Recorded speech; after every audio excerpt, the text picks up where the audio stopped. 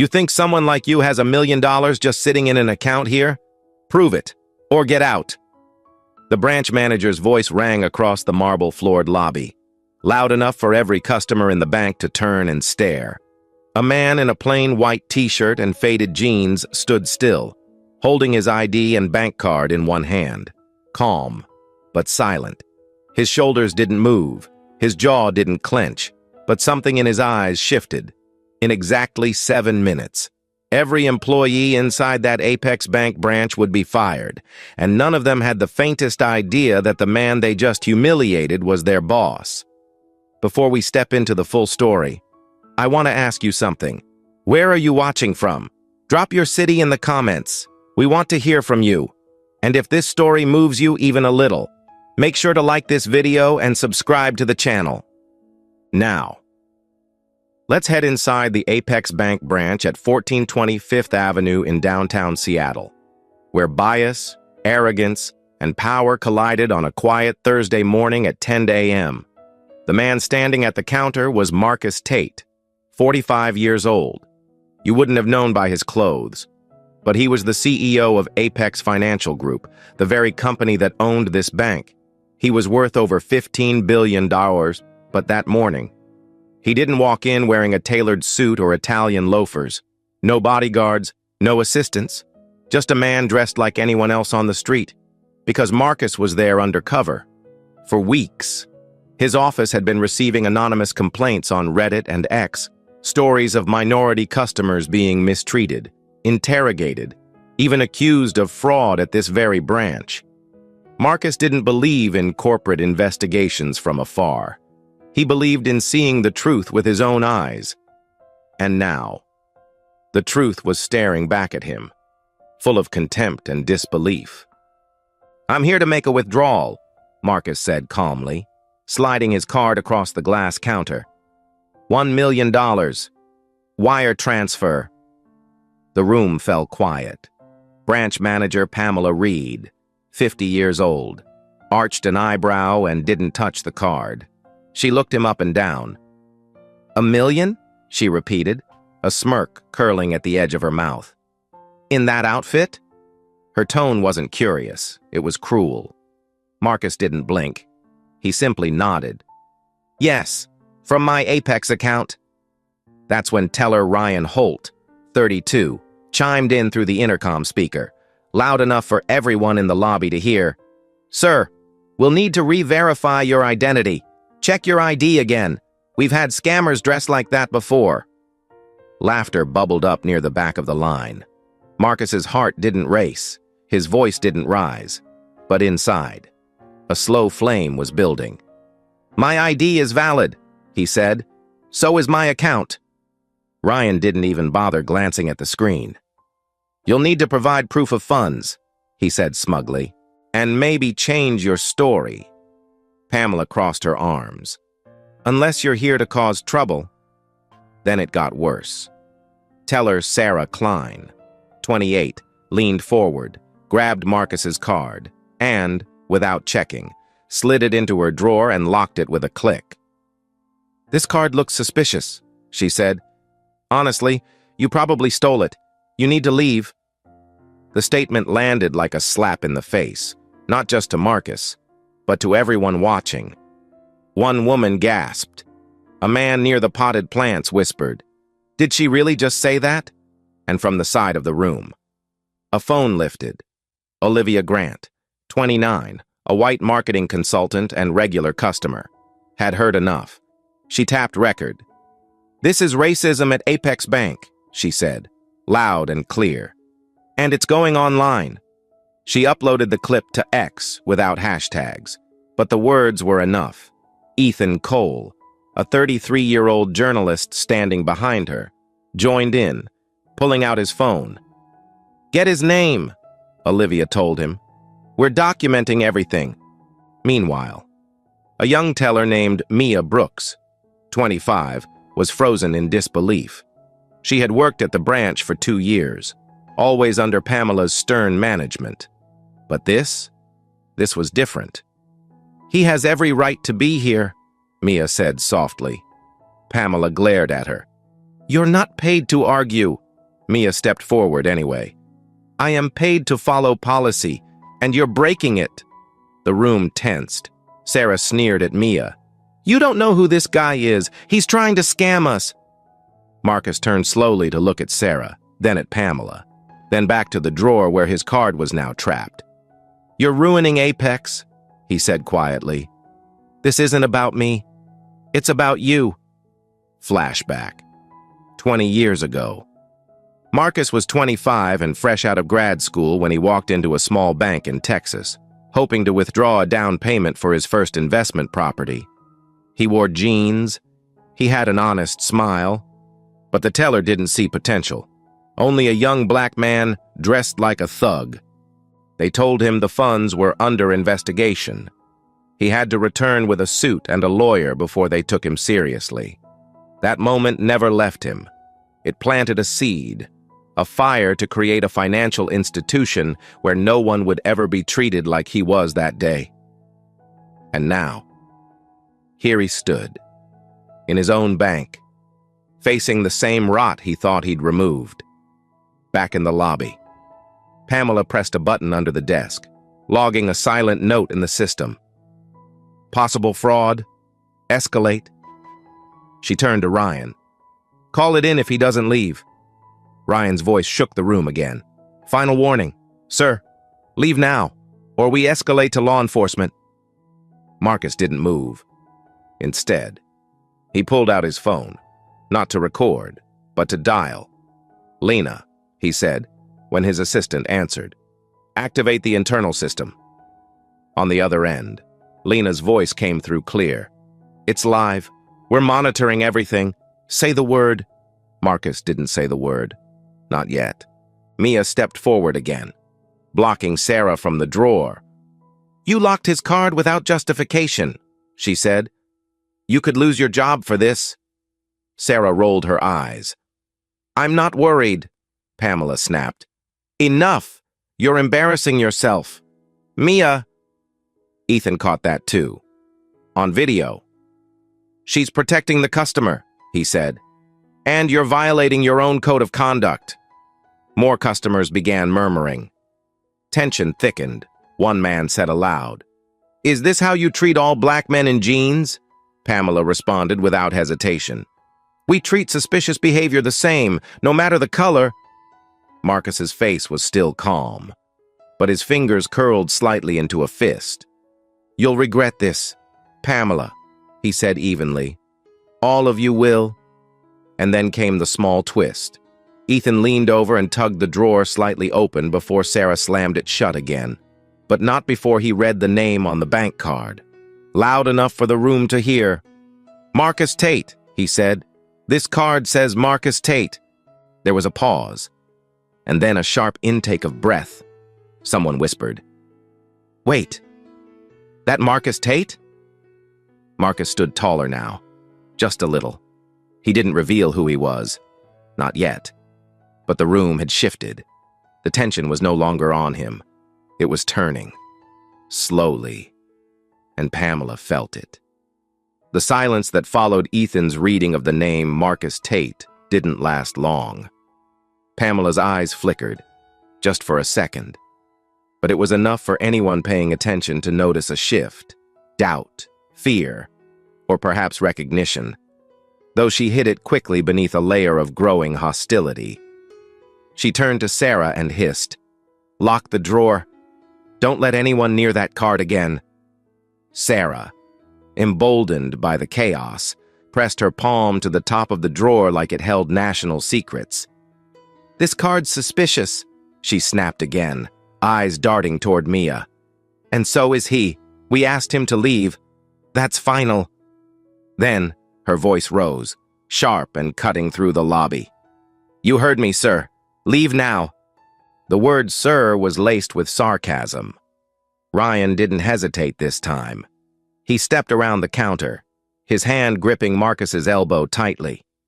Let's not make this harder than it has to be, he said through clenched teeth. This isn't a place for you to act out. Time to go. Customers began gasping.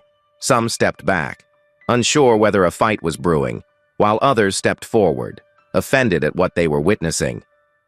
"He's a client," one man shouted, pulling out his phone. "You can't put hands on him!" But Ryan, fueled by Pamela's silent nod, kept his grip. "You don't belong here," Sarah muttered under her breath, just loud enough for Marcus to hear. That did it. The final spark. "Let go of me," Marcus said, calm but thunderous. "Now!" At the same moment, Mia shoved her way between Ryan and Marcus. "You can't touch him," she cried, voice cracking with emotion. "His account is valid. You haven't even looked at the screen." Ryan's face reddened as if being challenged by a junior teller added insult to injury. "This isn't your call. Mia!" Pamela snapped. "He's a fraud. You'll find that out soon enough." And then, an explosion from the far side of the lobby. "This is injustice!" shouted Ethan, now live streaming to Reddit. His voice cut through the tension like a blade. "They're physically removing a customer with no evidence. This is racism on full display at Apex Bank." The live stream picked up gasps, overlapping voices, even the squeak of shoes as more customers stepped in to block Ryan's path. Olivia added in, "The whole country's going to see this." A woman in a blue dress near the door muttered, "This is exactly what happened to my brother." The temperature of the room had changed. The story was no longer confined to marble floors and glass partitions. It was bleeding into the world beyond, through screens and cameras and shared outrage. Flashback. Marcus, age 15. He had walked into a small local branch with his grandmother's savings bond in hand. The teller looked at his dark skin and oversized hoodie, then asked if he was running an errand for someone. When he said no, that it was his grandmother's. The teller called over a manager to verify. They never cashed the bond. His grandmother had to come in herself, even though her name and signature were on the certificate. That humiliation burned into his memory, the sting of being questioned, dismissed, invalidated. And now, all these years later, the same flavor of doubt was being served to him, only this time, in a bank he owned, back in the present. Marcus didn't resist, but he didn't move either. "I came to withdraw my money," he said. "You've now accused me of theft, taken my card, and put hands on me. This will not go unanswered." Pamela rolled her eyes. "Oh, please. You're a threat, and we're following protocol." "Protocol?" Mia snapped. "No, you're abusing power." Pamela leaned toward her and lowered her voice to a whisper meant only for Mia. "I warned you once. Keep this up and you're next." Mia blinked, stunned. Then her expression changed, like something inside her had cracked wide open.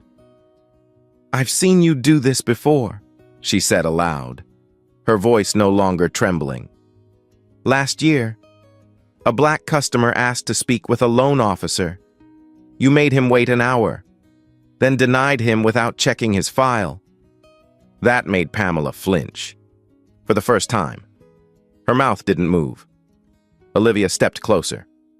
"Wait, you've had complaints before?" Mia nodded. "And she buried them." Customers began murmuring louder. One older man said, "You people think you can do anything behind a title," another woman added. "My dad's account was frozen here last month without cause." And then Ethan, still streaming, spoke directly into his phone. "For anyone watching, this isn't an isolated case. This is systemic, and this branch is a problem." Marcus, hearing that, turned slightly to face the room. Not as a CEO, not yet, but as someone who had lived the experience too many times. "They think they're untouchable," he said, not to Pamela, but to the people watching. "They believe appearance equals legitimacy. They've mistaken arrogance for authority." At that moment, Lena's voice came through the phone in Marcus's pocket, quiet but steady. "Internal system is live. Marcus, we're capturing audio and customer testimony. You have full authorization." He didn't answer aloud. Instead, he looked at Sarah. "Return my card." Sarah froze. "No, return it," he said again. eyes hard now, no longer soft-spoken. "You've made your point? You've crossed every line?" She shook her head. "We're not done here." Olivia pointed a finger at her. "You should be. You're being recorded right now," Ethan added. "Reddit's watching. Thousands are tuning in. You're going viral." Pamela looked panicked for just a moment, then snapped, "Everyone put your phones away." But no one listened. Instead, the crowd grew bolder. One woman said, "You owe him an apology," another man asked. "Where's corporate?" Pamela barked. "We are corporate." Marcus smiled faintly. "Not for long." Ryan, still standing beside him, hesitated. "This is going too far," he muttered to Pamela. "We can't keep pushing this." But Pamela ignored him, raising her voice again. "This man is not who he says he is." That was when the medium twist struck. Mia stepped forward, trembling but brave, and pulled up the system on her side screen. "I looked him up," she said, voice loud and clear. "His account is real, and it's massive. He's not just a client, he's a top-tier executive account holder." Silence. Pamela's mouth dropped slightly. Ryan stared at the floor. Sarah's face went pale. Olivia let out a breathless, "Oh my God!" And then Marcus spoke again, still holding his phone in his hand. "You're going to regret this. Not because of who I am, but because of who you've chosen to be."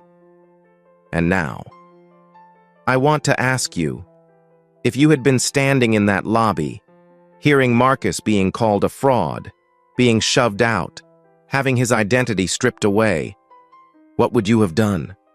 Would you have spoken up? Would you have stood between him and the door? Let us know in the comments. Your voice is powerful, and the story's only just beginning. "Security code red," Pamela barked, her voice cutting through the chaos like a whip. Even though no security officer existed in that branch, it was a bluff, a final scare tactic to push Marcus out. "Remove him now," she screamed.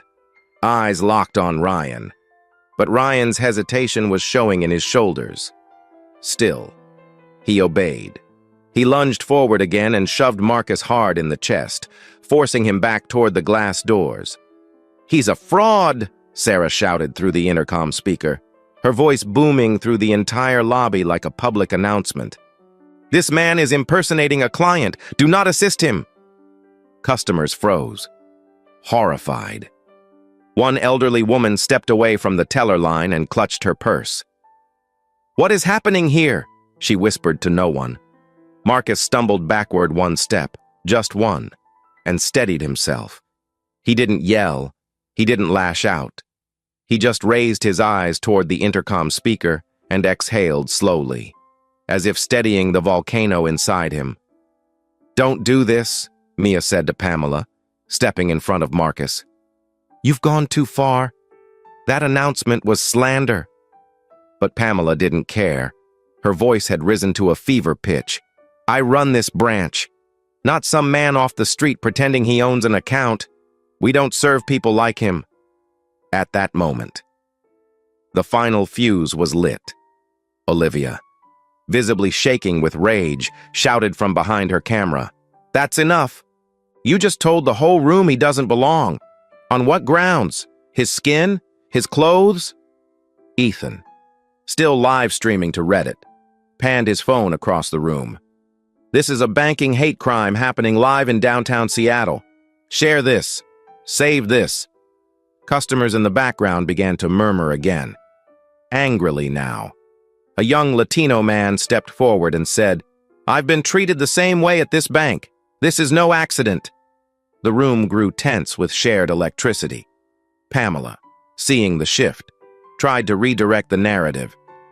"He's being aggressive," she snapped. "Physically confrontational." But the customers weren't buying it anymore. "No, you're confrontational," said a woman near the exit. "You're shouting through a mic while a grown man stands there being humiliated. We see it." Flashback. Marcus at 30. He had just closed a major funding deal and entered a bank to open a business line of credit. dressed well, speaking confidently. Still. The bank manager asked him 3 times if he was authorized to use the account, despite his name being on every page of the corporate paperwork. I just need to verify you're not fronting for someone. The manager had said. That coded language had haunted him. It reminded Marcus that no amount of success would insulate him from the assumptions underneath the surface. That same doubt was echoing again now, this time over loudspeakers. Back in the lobby, Marcus's voice was no longer calm. It was firm. You've slandered my name. You've violated banking protocol. You've taken my card, refused service, and humiliated me in front of this entire lobby. Ryan's grip loosened. He stepped back, uncertainty clouding his face. I just followed orders, he muttered. You put your hands on me, Marcus replied. You physically pushed a client? Mia stood beside him, trembling but fierce. I've submitted an internal ethics report, she told Pamela. They'll get it today, and this time, someone will read it. Pamela let out a bitter laugh. Your career's over the moment this ends. You're siding with a scammer. Mia turned to the crowd. He's not a scammer. He's a valued client. And even if he wasn't, you don't treat anyone like this. Olivia nodded fiercely. She's right. This is systemic abuse. And it stops today. Suddenly, a line formed. Not at the teller counter, but between Marcus and the exit.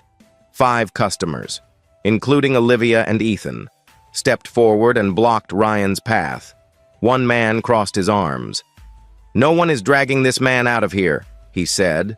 Another added, if he leaves, we all leave. A woman in heels pulled out her phone.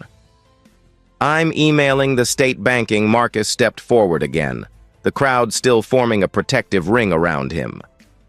You have one last chance, he said to Pamela, to walk this back, to apologize, to admit you were wrong. Pamela crossed her arms. I'd rather be fired than apologize to someone who walked in here thinking he could manipulate us. Marcus looked at her, then at Sarah, then Ryan, then finally at Mia. You're not the only ones being recorded, he said. You're being documented, logged, witnessed. He raised his phone. And this branch is being reviewed at the highest level. Pamela laughed again. By who? Corporate's not watching this. And that's when the large twist hit. Olivia turned her camera directly on Marcus and asked, Sir, who are you? The room fell silent again. For a moment. Marcus didn't answer. Then he simply said, You'll find out very soon. Mia's eyes widened. She had suspected. But now it was clear. This man wasn't just another client. Pamela squinted. What's your name? She demanded. Marcus didn't flinch. You already heard it, he said, nodding toward Ethan. You just didn't listen. And the crowd gasped again. Someone whispered, He's Marcus Tate. Another, The CEO? Olivia dropped her phone for a moment. No way, that can't be. And then Ethan, still holding the live stream, said aloud, Wait a minute. Marcus Tate, the owner of Apex Bank? The silence that followed was deafening. Pamela's jaw went slack. Ryan stepped back like he'd just touched fire. Sarah staggered toward the drawer and fumbled for the key. No, she whispered. This is a setup. Mia exhaled sharply, tears rising in her eyes, not of sadness, but of vindication. Olivia turned her phone to the crowd and said, You're watching the moment a bank branch tried to expel its own owner, for looking like he didn't belong? Marcus looked around the room, not with arrogance, but with something deeper, a kind of grief. This wasn't supposed to happen again, he said softly. Not here, not in my bank. And now, I'll turn it to you watching this. What would you have done if you were standing in that branch at that very moment? Would you have stayed quiet? Or would you have stood between Marcus and the people trying to erase him? Leave your answer in the comments and let the world know. Silence helps no one. The air inside the Apex Bank lobby had turned electric, dense, volatile, and moments from combustion. Pamela's confidence was cracking, but she wasn't done. "This is an impersonation scheme," she yelled, desperate now, her voice thin and frantic. "He's not who he says he is. Do not listen to this man." She turned to Ryan with a jerking nod. "Push him out, now!" Ryan didn't move. He looked like he wanted to disappear into the floor, but Pamela barked again, louder this time. "Move him!" And Ryan obeyed. His jaw clenched, his hands balled into fists, and he lunged forward, harder than before, slamming his forearm into Marcus's chest and driving him back toward the entrance. The room gasped. A ripple of voices surged in protest. Chairs screeched. Phones lifted. "Hey, get your hands off him!" someone shouted from near the front desk. But the damage was already done. Marcus stumbled back, colliding with the glass door, breath catching in his throat. Mia ran forward instantly, shielding him, hands outstretched. "Stop it!" she cried. "He's your CEO!" Her voice cracked, but it carried. For a split second, the entire room froze. Ryan's hand dropped. Sarah stood still, frozen in disbelief. Pamela's lips parted. "What did you say?" she whispered. Mia turned slowly to face her boss. "You heard me. That's Marcus Tate, the owner of Apex Bank. The man whose card you locked away like stolen property. The man you tried to shove out of his own branch." Olivia's camera was trembling now, not from her hands, but from the sheer energy surging through the room. Ethan muttered, "Oh my God!" into the live stream. "It's real. She just said it. She confirmed it." And the lobby erupted. Customers began shouting, not in confusion anymore, but in rage. "He's the CEO? You tried to assault your own CEO?" one man yelled. "You need to be arrested," said another. A young woman in a green blazer stepped between Marcus and Ryan and held up her phone like a shield. "You're not touching him again." Two more customers flanked her. A line was forming, not just symbolic, but physical. A barrier of ordinary people, angry and ashamed to have witnessed what they just had. Pamela tried to reclaim authority. "Everyone calm down, you're disrupting operations." But she couldn't finish, because a voice cut through the lobby. Lena's voice, still on the open call with Marcus. "Marcus," she said, "we've activated the incident log. Everything is being recorded, time-stamped, and preserved. We have the footage. You have board authorization to proceed." Marcus didn't move. Not yet. He looked around the room, at the customers, at Mia, at the faces staring back at him, not with pity, but with fire. This was no longer just about him. This was a reckoning. Slowly, deliberately. He stepped away from the door, toward Pamela. "You pushed me once," he said softly. "Then twice. You had every chance to de-escalate, and instead you doubled down. You used that speaker to humiliate me. You ignored protocol. You weaponized race. And now you're going to face the consequences." Pamela looked like she'd been struck. "You're bluffing," she stammered. "You wouldn't come in here dressed like that. You wouldn't pretend." Marcus's voice dropped to a whisper. "I didn't pretend. I came as a customer.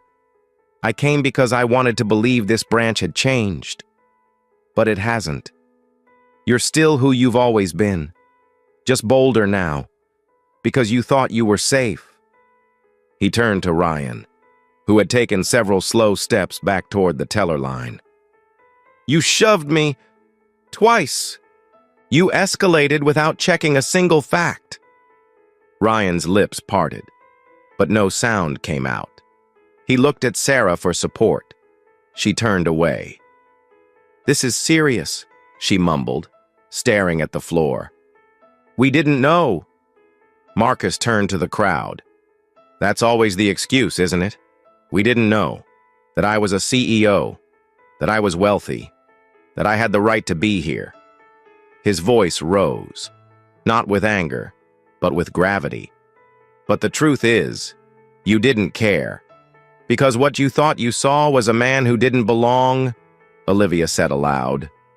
That's the part that hurts the most, Ethan added. He shouldn't have to be a CEO to be treated like a person. Pamela was sweating now. You can't fire us, she snapped, though her voice had lost all its venom. You have to go through process, protocol. Marcus pulled out his phone and dialed again. David, he said, I need you on the line. Seconds later, a second voice joined. David Ellison, board member at Apex Financial Group. Marcus, he said, we're monitoring the feed. You're clear to act. Board has voted to support full executive authority under your discretion. Pamela blinked rapidly. What does that mean? Marcus didn't answer her directly. He stepped beside Mia and looked her in the eye. You've been brave today, and principled. You're the kind of leader this bank needs.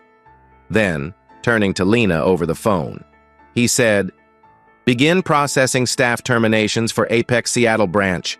Pamela Reed, Ryan Holt, Sarah Klein, effective immediately. Lena's voice was calm but firm. Confirmed. Processing now. Digital access revoked. HR has been alerted. Gasps swept through the room. Sarah actually staggered back against the counter. You can't do this, she said. This is insane. Mia stepped forward. No, it's justice. And then came the very large twist. Ryan, pale and shaking, looked directly at Marcus. There's something you need to know, he said. Pamela told us not to serve certain customers. She had a list.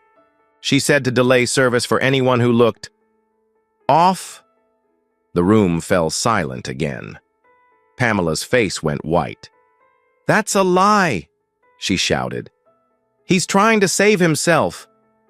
But Ryan shook his head. It's not. It's all true. She said the bank didn't need those kinds of accounts. She said if they got upset, just stall, then call escalation. Olivia gasped. You had a playbook for discrimination? Ethan's voice trembled. This is bigger than just one day. Marcus stepped forward slowly. Thank you. Ryan, he said, voice icy. You still lose your job, but your honesty might keep you out of court, Pamela screamed. This isn't fair, you can't believe him. But the crowd already had.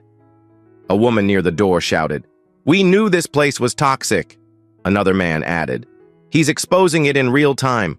We're watching justice happen. Lena's voice returned. Media has picked up Olivia's video. It's spreading fast. And Marcus, standing in the center of that lobby, didn't look smug. He looked tired, but resolute. This isn't about revenge, he said to everyone listening. This is about integrity. No one should be treated the way I was treated today. Not me, not anyone. And starting now. Apex Bank is changing. Customers broke into applause, not thunderous, but steady, respectful, earned. Marcus turned to the remaining tellers. If you've been silent until now, that silence won't protect you much longer. Make your choice. And with that, the tide fully turned. The branch wasn't a bank anymore. It had become a courtroom. The jury was the public. The sentence had already begun. Pamela Reed was still stammering denials when Marcus stepped fully into the center of the lobby, his plain white t-shirt now seeming like the sharpest suit in the room. There was no podium, no microphone, yet his voice cut through the glass and marble like a court ruling. I am Marcus Tate, he said, calm and unmistakable.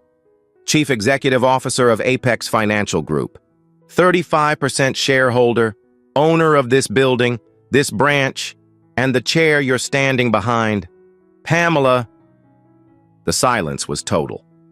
Even the clack of a pen dropping at teller station 3 rang like thunder. Customers stood motionless. Sarah froze like she'd forgotten how to breathe. Ryan's jaw dropped. Pamela's face turned ashen, but she still tried to speak. This is not possible. You tricked us. You came in." Marcus raised a hand, not to silence her, but to spare the lobby from another second of her excuses. "I came in the same way every customer comes in," he said. "Unarmed, unescorted, dressed in ordinary clothes, hoping to be treated with the same basic dignity you'd give a stranger. What I got was suspicion, contempt, and then violence. And I want every person in this building to remember that, because it ends now." His phone remained in his hand, still connected to Lena, still recording. "Lena," he said evenly, "you may now proceed." Her voice, cool and exact, echoed back through the speaker. "Pamela Reed, branch manager, Ryan Holt, teller, Sarah Klein, teller. Your terminations are being processed effective immediately under CEO Emergency Authority. Section 9C, digital credentials deactivated, HR notified, regional security notified." Pamela lurched forward, as if to protest, but her monitor blinked black behind her. Her access revoked in real time. "This is illegal," she cried. "You didn't give notice. There's no investigation." Marcus turned to her. "You ran the investigation yourself the moment you chose to profile me. You conducted the trial when you humiliated me over a speaker. And you executed the sentence when you tried to physically eject me from a bank I own. You just didn't know I was watching." Ryan didn't say a word. He lowered his head, hands clasped like a child about to be punished.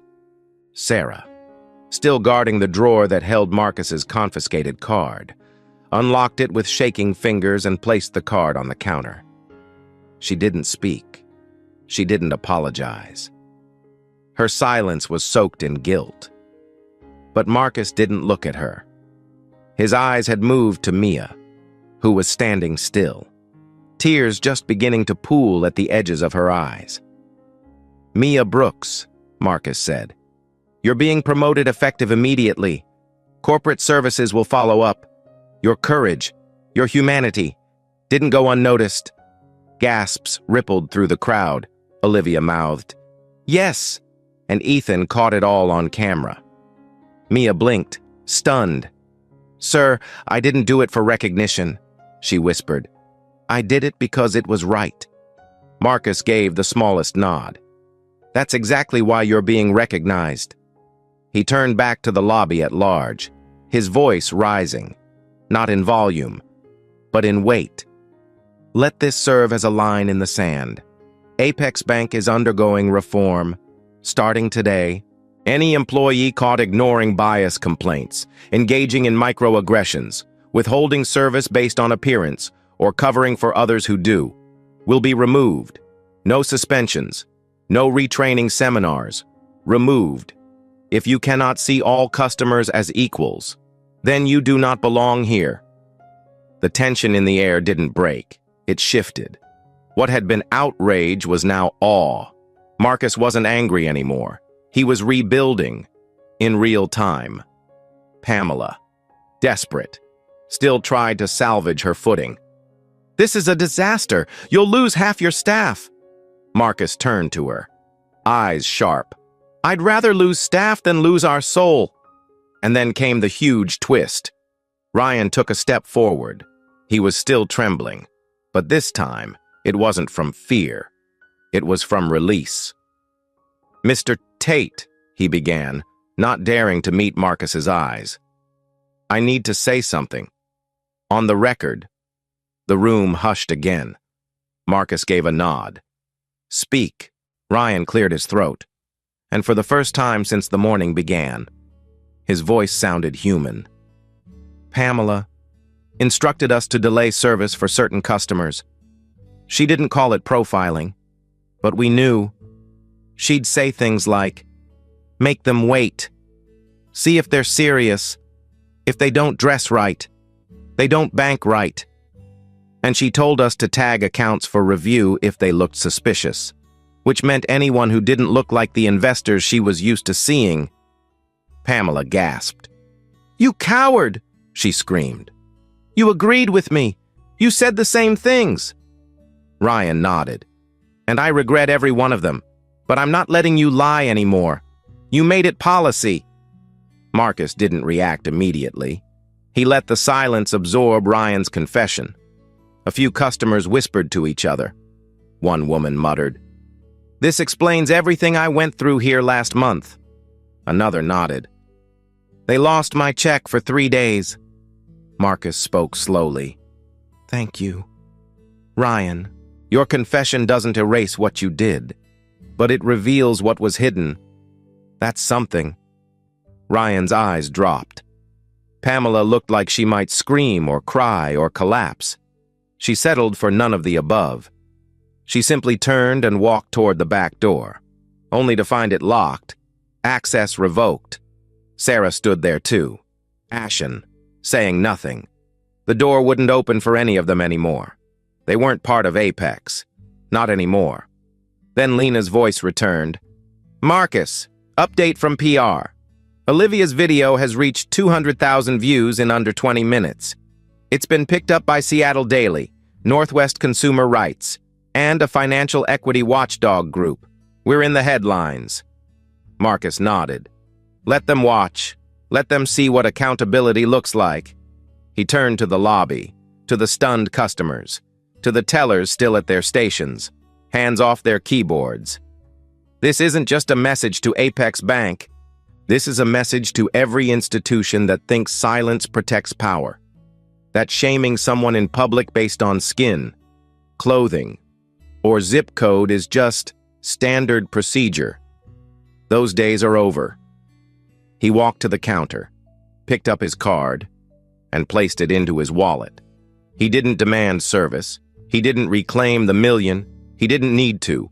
His presence had already transformed the space, not through rage, but through reform. "We will rebuild from here," he said, "but not with the same foundation. That foundation just cracked wide open." Then, almost as an afterthought, he added, "Sarah Klein is banned from any future rehire at Apex or any of its partners. Her file will reflect this incident in full." Sarah looked like she'd been slapped. "You can't do that," she whispered. Marcus met her eyes. "I just did." And in that moment, the balance of power in the room shifted for good. The applause that had erupted after Marcus fired the branch staff faded into a heavy, expectant hush. Like the moment before a verdict is read, no one moved. Marcus remained standing in the center of the lobby, his tone now even, deliberate, measured. "Effective immediately," he said. "This branch is under operational lockdown. No further transactions will be processed today. All appointments canceled. The only business being conducted here right now is justice."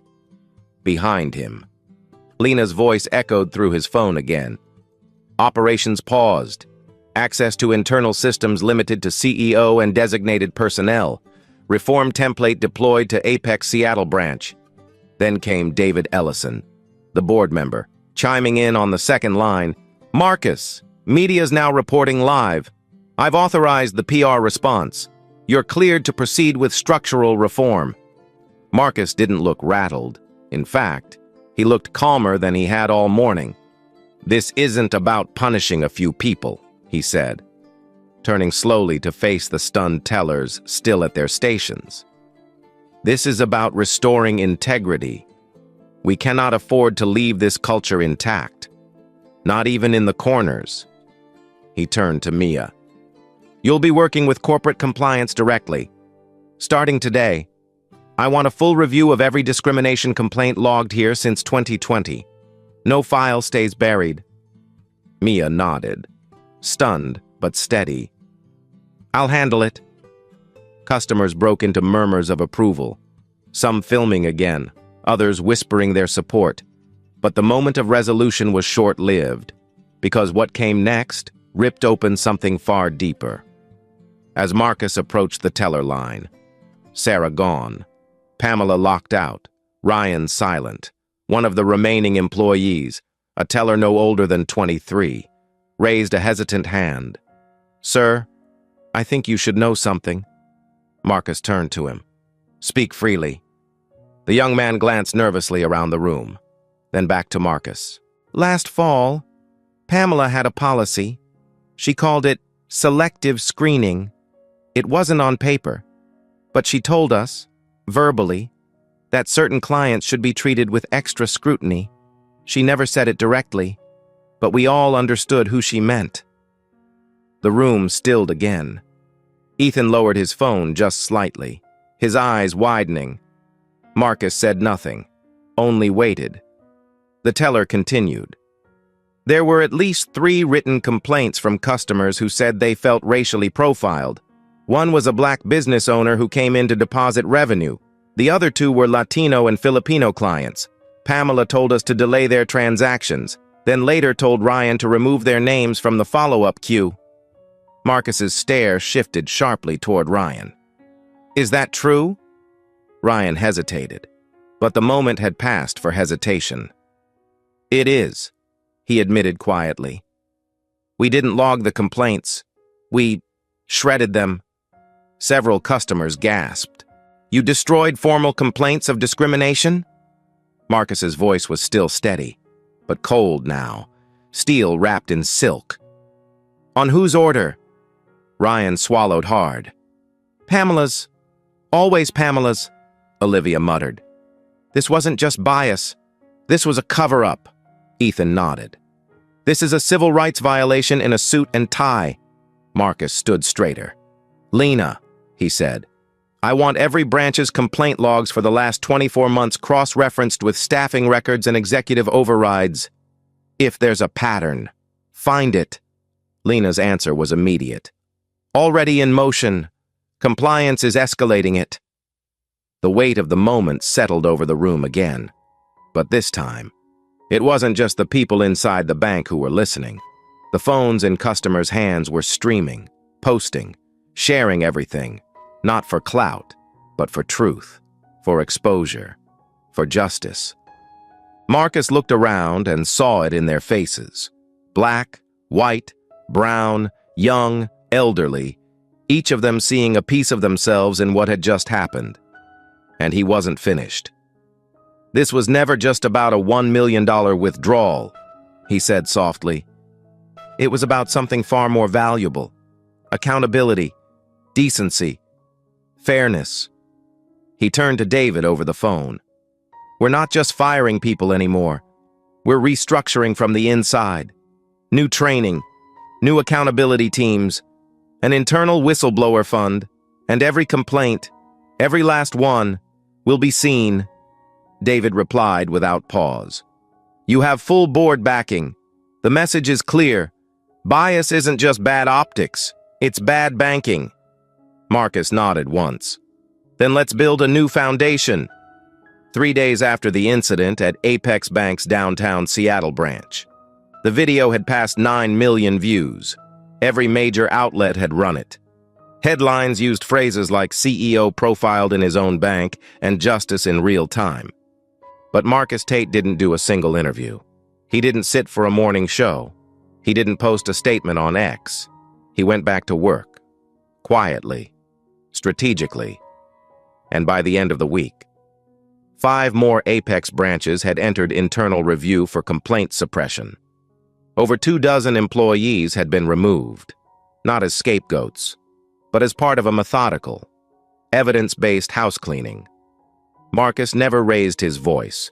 He never called it a purge. He called it realignment. And in that realignment, Mia Brooks became more than a promoted teller. She became the face of Apex's newly formed Equity Integrity Team, a rotating group of frontline employees empowered to review, report, and correct bias incidents from the inside out. She stood up. Marcus had said simply at the press conference he finally gave 2 weeks later. "When standing up came with risk, that's the culture we're building." But not everyone applauded. There were protests. Some calling the firings hasty, others saying Marcus was weaponizing race, but the facts were solid, the patterns undeniable, the stories real. Marcus let the policies speak for themselves. And in doing so, he created not just a headline, but a blueprint for institutional self-correction.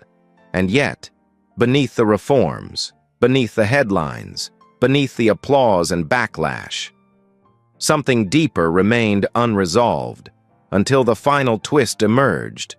It came not from Ryan, not from Sarah, not even from Pamela. It came from an anonymous tip sent to Lena's office 3 weeks later, a former regional manager, now retired, who admitted that Pamela's pattern of discrimination had been known for years, but never acted on. Why? Because, as the tipster wrote, she kept minority accounts low risk. They didn't ask for loans. They deposited. They rarely challenged her decisions. She kept the branch numbers stable by managing out high-contact clients. No one wanted to rock the boat. The revelation sent a deeper chill through Marcus's office than anything that had happened in that lobby. It wasn't just one bad manager. It was a tolerated system. A quiet, complicit culture where discrimination wasn't shouted. It was baked in. Denials made with smiles. Bias hidden beneath spreadsheets. Marcus closed his office door and read the email twice. Then he called Lena. "We're going national," he said. "Not just internal reform. We're launching the Diversity Access Index. I want every Apex bank scored, not by profit, but by trust." Lena paused on the line. "That changes everything," she said. "Exactly," Marcus replied. 3 months later, that change became visible, quietly, but powerfully. Branches began holding community listening sessions. All teller training was overhauled. Equity officers were assigned to every region. A new scholarship fund, quietly backed by Marcus himself, began offering grants to first-generation finance students from underserved neighborhoods. And at the heart of it all, Marcus remained still, focused. Not the viral CEO, just a man cleaning his house, starting with the lobby floor he had once been shoved across in front of strangers. And what about that branch on Fifth Avenue? It didn't close. It transformed. New faces, new leadership. A wall of customer testimonials filled the space where the teller line had once stood, and at its center, under soft lighting, a plaque read, "This branch changed not because it had to, but because one man reminded us all that silence has a cost." And now, if you've followed this story to the end, I'll ask you just one question, not for clicks, not for comments, for reflection. Have you ever been treated like you didn't belong, only to later realize you were the one holding the key? If so, this story was for you. And if not, remember this: true leadership isn't about power. It's about presence. Marcus didn't lead by raising his voice. He led by refusing to lower his standards. So the next time someone underestimates you, let them, and then show them who's really signing the paycheck.